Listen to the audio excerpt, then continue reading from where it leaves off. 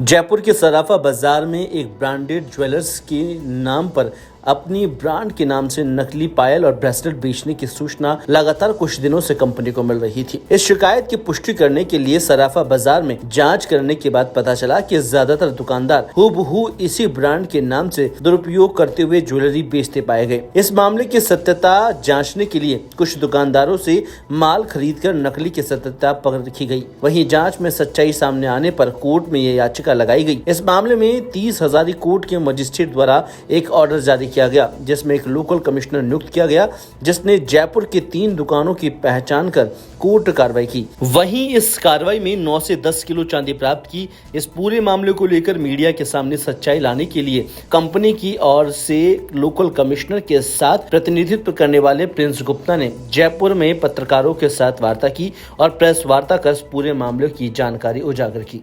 Press conference का purpose sir मेरा यह था कि जो भी रेड्स हमने की हैं, जो भी हमारे डीलर्स हैं, जो भी हमारे कस्टमर्स हैं, उनके पास अवेयरनेस पहुंचे और जो डुप्लीकेसी रख रहे हैं अभी भी रेड के बाद पूरी राजस्थान में, पूरी इंडिया में, उनको पता चले कि जैन पायल भंडार, जो जैन आभूषण भंडार है, वो लीगल एक्शन पूरी इंडिया में कर रहा है और इसी तरीके से कार्रवाई चलती रहेगी।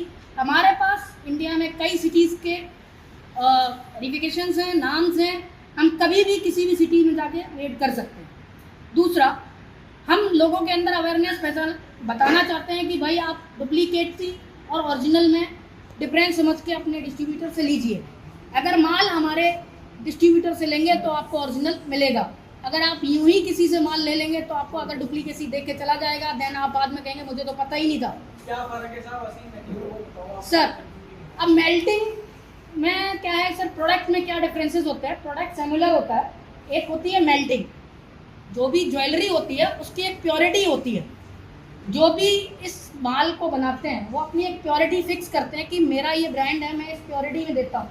जैसे 925 का देता है, 92-50 का, कोई कहता है मैं 85% का देता हूँ, कोई कहता है मैं 70% का देता हूँ।